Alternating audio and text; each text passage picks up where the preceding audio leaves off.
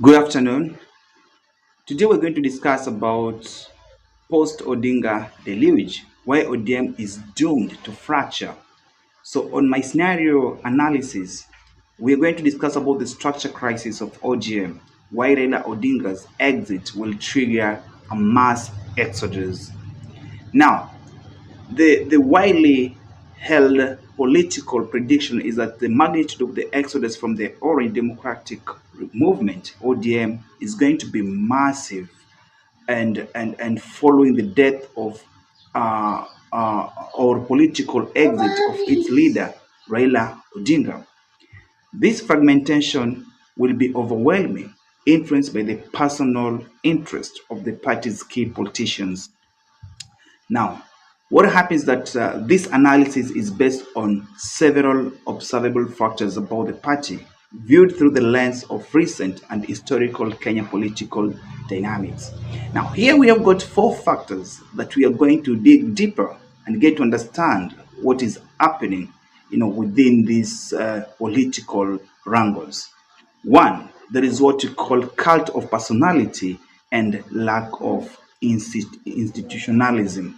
Now, the ODM party is criticized for being built primarily around the charisma and national influence of Raila Odinga, rather than strong independent party structures or a robust ideology. So here we have got scenarios under this particular factor. One of the scenario is the glue.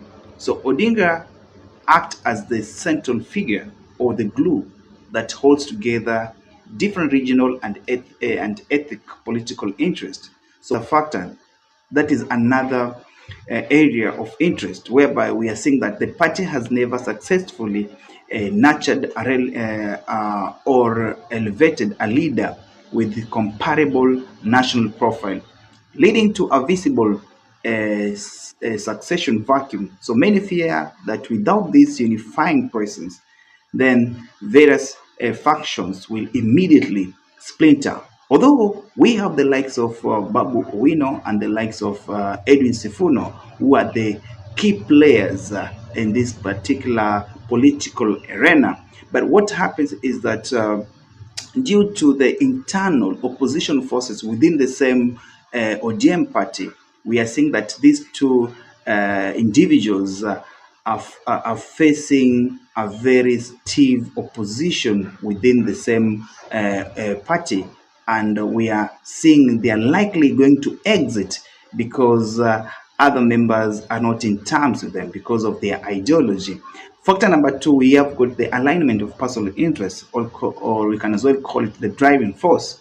Now, ODM currently stability largely stems from Odinga's ability to promise and deliver political rewards such as cabinet positions, nominations, and campaign resources.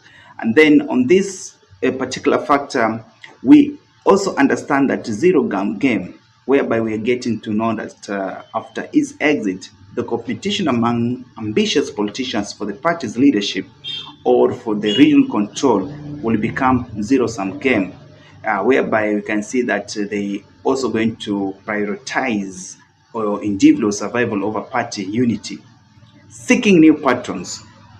So politicians whose personal ambitions are maybe say, let's say, their resulting leadership struggle will be highly likely to defect and seek their fortunes in other or more stable newly formed political coalitions and move directly driven by self-interest. So that's another factor that I think is also going to affect.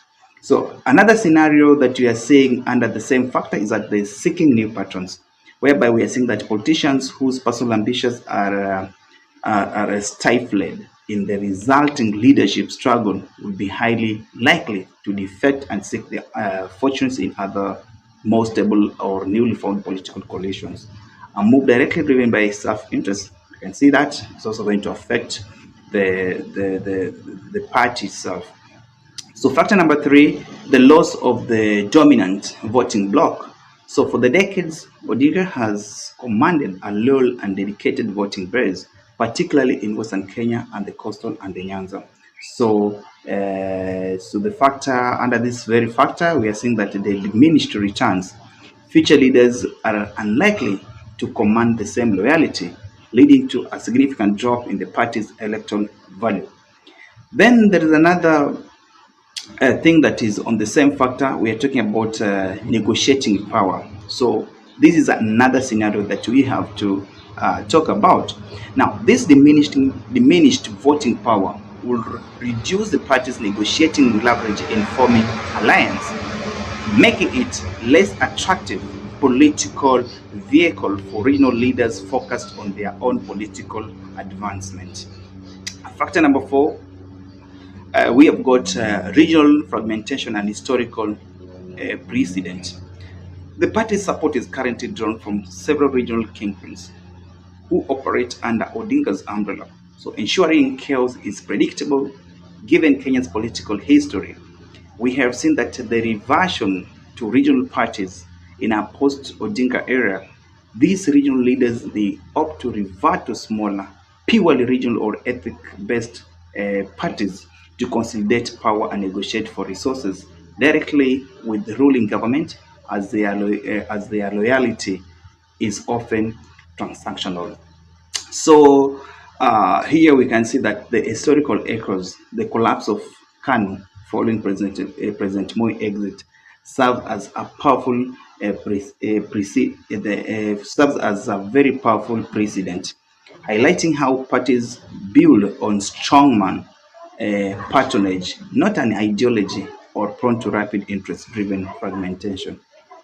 The last one, but not the least, here we have the overall summary of what I've just addressed. So there is a vacuum left by Raila Odinga is widely expected to trigger a fierce fight among ambitious politicians within this particular party. So the magnitude of resulting exodus will be directly proportional to the intensity with which personal interests and regional ambitions clash in the absence of the unifying figure.